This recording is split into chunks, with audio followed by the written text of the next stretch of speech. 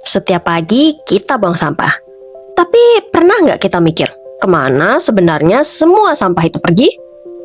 Di kota-kota besar di Indonesia, sampah bukan cuma bau. Ia adalah warisan sejarah, kegagalan kebijakan, dan bom waktu yang pelan-pelan berdetak. Dan di tahun 2026, bom itu kembali meledak, viral, memalukan, dan menyadarkan.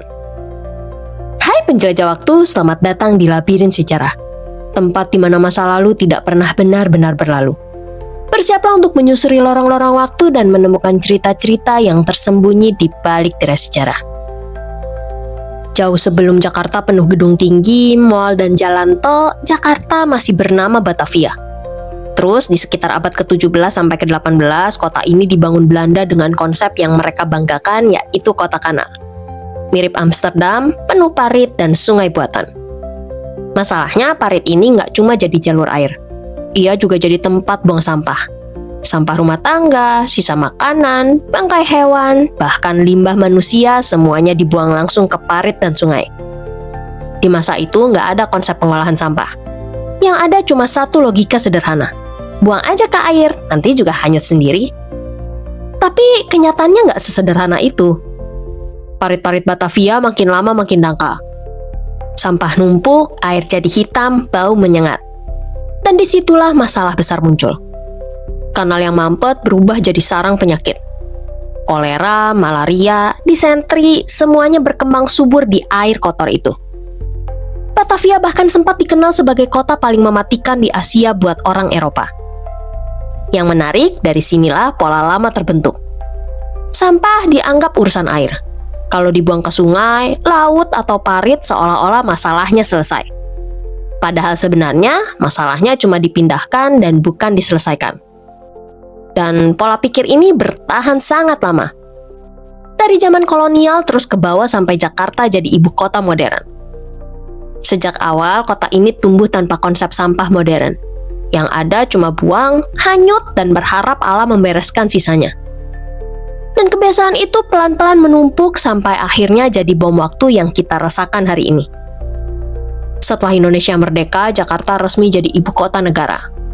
Tapi di masa awal Republik, perhatian pemerintah lagi-lagi bukan ke sampah. Negara baru lahir dalam kondisi serba terbatas.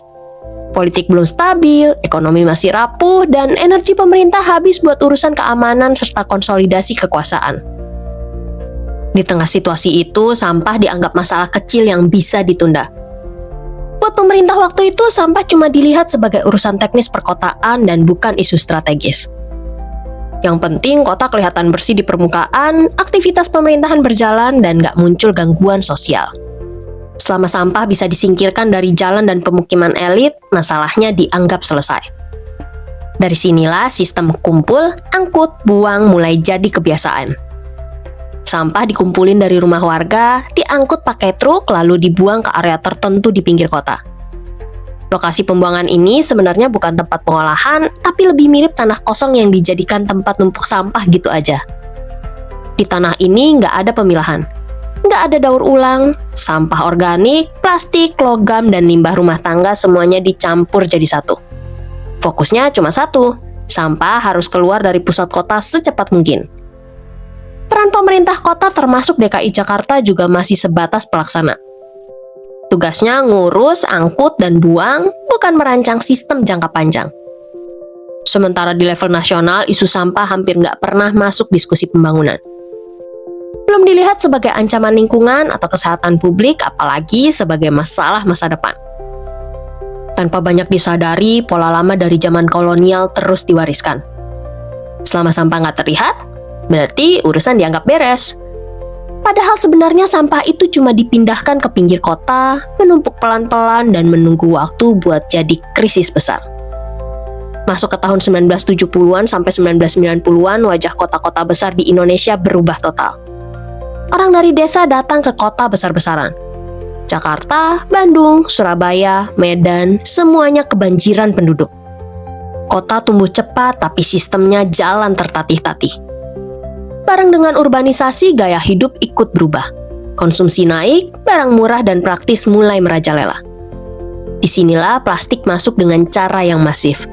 Bungkus makanan, kantong belanja, botol minum, kemasan sekali pakai, semuanya hadir sebagai simbol kemajuan. Padahal sebelumnya sampah kota mayoritas masih sampah organik, sisa makanan, daun, atau limbah dapur yang relatif gampang terurai.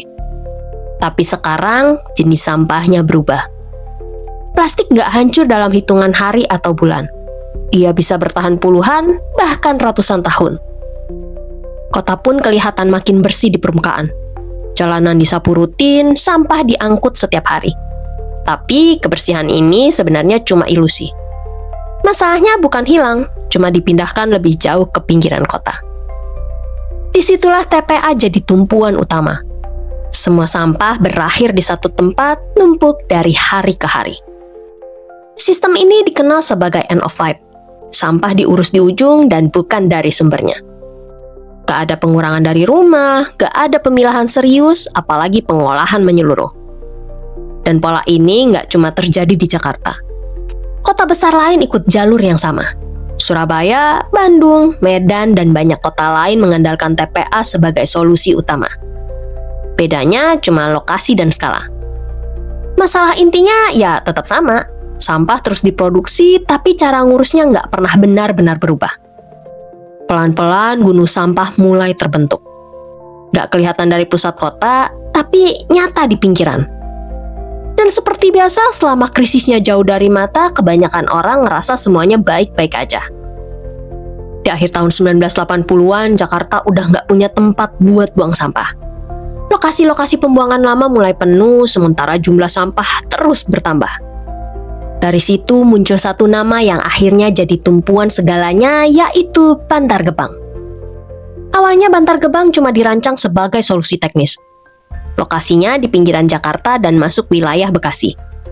Skala awalnya relatif kecil, cuma buat nampung limpahan sampah dari ibu kota. Nggak ada yang benar-benar ngebayangin tempat ini bakal tumbuh jadi monster raksasa. Tapi Jakarta terus berkembang dan sampah ikut berkembang lebih cepat lagi. Dari tahun ke tahun, truk sampah datang tanpa henti. Sedikit demi sedikit, Bantar Gebang berubah. Dari sekedar TPA biasa, jadi salah satu tempat pembuangan sampah terbesar di Asia Tenggara. Puluhan juta ton sampah menumpuk di satu lokasi. Gunung sampah setinggi bangunan bertingkat jadi pemandangan sehari-hari. Bau menyengat, asap dari pembakaran liar, dan cairan lindi yang mengalir ke tanah sekitar jadi bagian dari hidup warga setempat. Di tengah kondisi itu muncul realitas lain yang sering luput dibahas. Ribuan orang menggantungkan hidup di sana. Para pemulung hidup dan bekerja di atas gunungan sampah. Dari pagi sampai malam, mereka memilah plastik, logam, dan barang sisa yang masih punya nilai jual. Bantar Gebang jadi tempat kerja sekaligus tempat tinggal.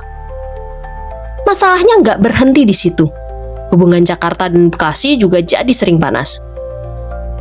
Jakarta buang sampah, Bekasi menanggung dampaknya. Soal kompensasi, pencemaran lingkungan, dan kesehatan warga jadi sumber konflik yang terus berulang.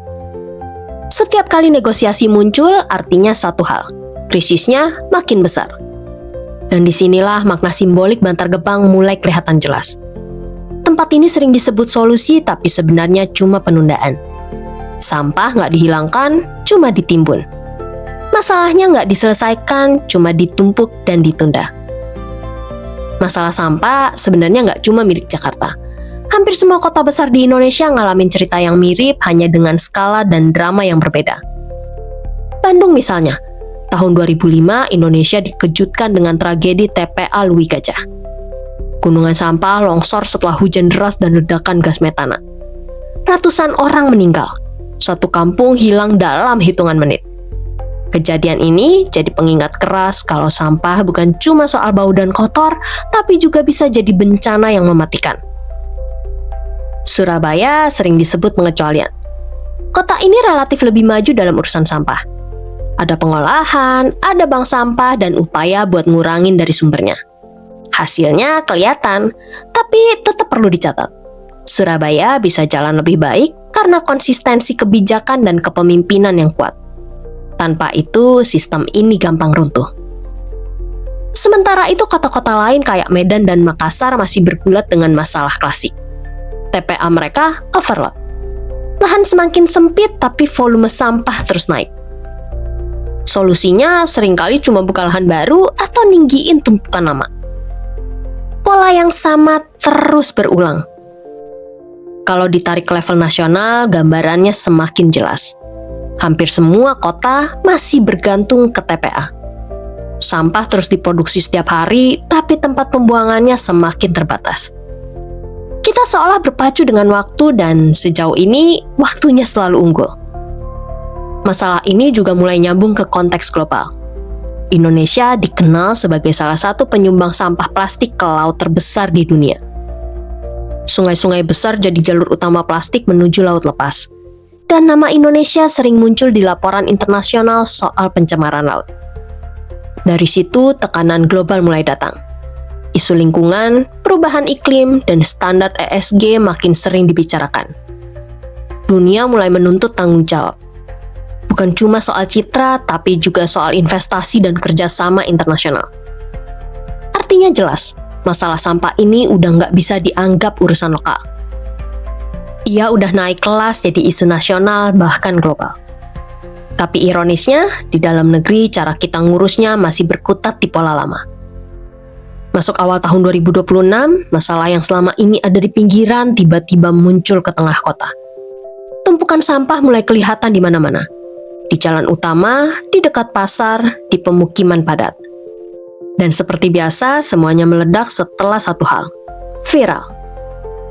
Media sosial penuh video warga. Jalanan yang ketutup sampah, karung dan plastik berserakan sampai ke badan jalan. Bau menyengat yang bikin orang tutup hidung. Ada yang merekam dari motor, ada yang dari balkon rumah, ada juga yang cuma bisa mengeluh sambil ketawa pahit. Di balik layar, masalahnya klasik. Pengangkutan tersendat karena armadanya terbatas. TPA udah overload, truk antri panjang buat bongkar muatan. Cuaca ekstrim juga bikin situasi makin kacau. Hujan deras bikin sampah nyangkut di selokan, air meluap, dan bau makin parah. Buat warga, ini bukan cuma soal kotor. Ini soal capek. Marah karena kejadian ini berulang, sinis karena tiap tahun janji selalu sama, lelah karena rasanya nggak ada perubahan nyata. Sampah datang, diangkut sebentar, ya lalu datang lagi. Yang bikin ironis semua ini sering diberitakan seolah kejadian mendadak. Seolah-olah sampah muncul tiba-tiba dari langit. Padahal kalau ditarik ke belakang, akarnya panjang banget. Ini bukan masalah satu musim hujan, ini hasil dari puluhan tahun pembiaran. Dari zaman buang ke parit, buang ke pinggir kota, sampai numpuk di TPA raksasa. Sistem yang sama terus dipakai sementara jumlah sampah terus naik.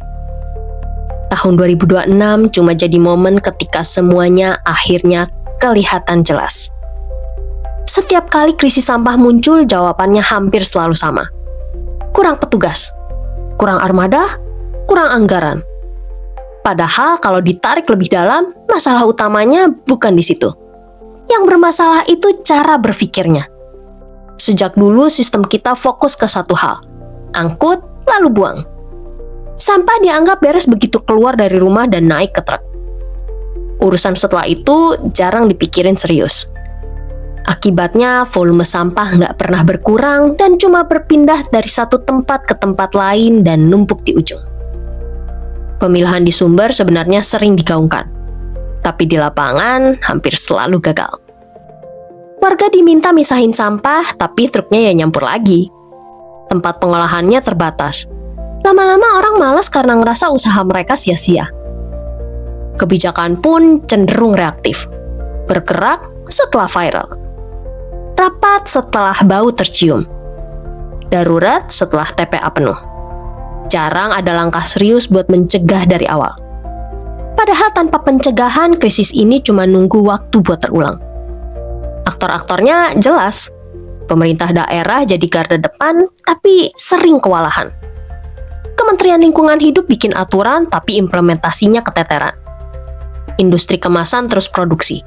Dan masyarakat, sadar atau enggak, jadi produsen sampah harian yang jumlahnya luar biasa. Masalah sampah ini sebenarnya cermin cara kita ngatur kota. Selama sistemnya masih angkut buang, selama tanggung jawab dilempar ke hilir, dan selama pencegahan cuma slogan, krisis ini bakal terus datang. Padahal kenyataannya masalah sampah di Indonesia bisa jauh lebih terkendali kalau fokus ke hal-hal dasar yang masuk akal dan bisa dikerjain sekarang. Hal paling krusial itu sebenarnya bukan di TPA tapi di rumah kita sendiri. Kota-kota di dunia yang berhasil ngurangin krisis sampah selalu mulai dari sumbernya. Dari dapur, dari kantong belanja, dari kebiasaan harian. Artinya simpel, sampah yang keluar dari rumah harus dikurangin. Plastik sekali pakai mulai dibatasin, sistem isi ulang diperbanyak, beli curah dibiasakan. Beberapa kota di Indonesia sebenarnya udah mulai beralih ke arah sini, tapi sering setengah jalan. Padahal kalau aturannya konsisten dan beneran ditegakkan, jumlah sampah itu terbukti bisa turun loh. Masalah berikutnya soal pemilahan. Banyak orang mikir warga kita malas milah sampah, padahal nggak selalu begitu. Yang bikin orang kapok justru sistemnya. Udah capek-capek misahin, diangkutnya dicampur lagi. Di tempat yang berhasil, alurnya jelas. Sampah yang udah dipilah nggak disatukan lagi. Truknya beda, tempat olahnya jelas, dan Surabaya udah nunjukin kalau ini bisa jalan. Selama pemilahan cuma berhenti di tong sampah, ya wajar aja kalau orang akhirnya cuek. Terus faktanya lebih dari setengah sampah kota di Indonesia itu organik. Sisa makanan, sayur, buah, dan daun. Kalau jenis sampah ini terus dikirim ke TPA, ya jelas bakal penuh terus. Padahal kalau diolah jadi kompos atau biogas di tingkat RT, RW, atau kelurahan, volumenya bisa turun drastis. Ini bukan wacana.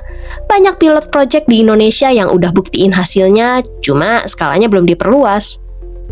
Di sisi lain, industri kemasan juga nggak bisa lepas tangan. Selama ini produsen fokus jualan dan urusan sampah diserahkan ke pemerintah dan warga. Di banyak negara, pola ini udah diubah lewat konsep Extended Producer Responsibility. Produsen wajib ikut ngurus kemasan yang mereka lepas ke pasar, entah lewat penarikan kembali atau bayar biaya pengelolaan. Indonesia sebenarnya udah mulai ke arah sini, tapi penegakannya masih lemah. Kalau ini beneran jalan, beban kota dan masyarakat bisa jauh lebih ringan. Soal TPA juga harus diubah cara pandangnya. TPA model lama itu cuma kuburan sampah, numpuk, timbun, dan ditinggal gitu aja. Yang lebih masuk akal adalah TPA yang berfungsi sebagai tempat olah. Ada pemilahan lanjutan, ada penangkapan gas metana, dan upaya buat ngurangi volume. Beberapa TPA di Indonesia termasuk Bantar Gebang udah mulai bergerak ke arah sini walau masih jauh dari ideal. Tapi seenggaknya itu bukti kalau perubahan itu bukan hal yang mustahil. Yang sering bikin semua ini mentok adalah cara kita bereaksi. Kebijakan baru jalan setelah viral, setelah bau nyebar, setelah warga marah-marah. Padahal data soal volume sampah, kapasitas TPA, dan pertumbuhan kota itu bisa dihitung dari jauh-jauh hari. Negara dan kota yang berhasil itu bergerak sebelum krisis kelihatan, bukan setelah semuanya keburu kacau. Setiap bungkus yang kita buang, setiap makanan yang kita sisakan, itu nambah beban dari sistem. Tapi di saat yang sama kita juga bagian dari solusi. Kalau sistemnya benar dan konsisten, perubahan perilaku itu realistis. Bukan hal yang berat, apalagi mustahil.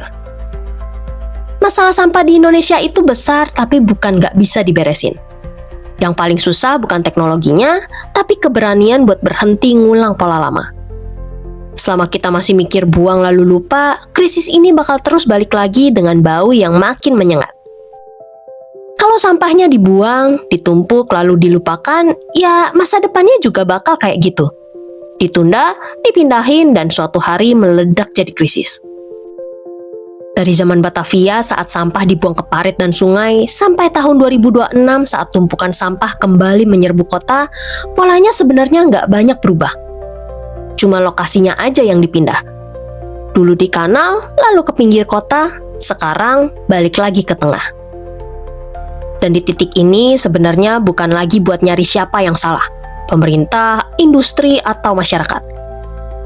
Ini saatnya kita buat saling bergerak dan melakukan perubahan, supaya anak cucu kita nggak lagi ngeliat tumpukan sampah yang menggunung dan terganggu sama bau menyengat dari sampah.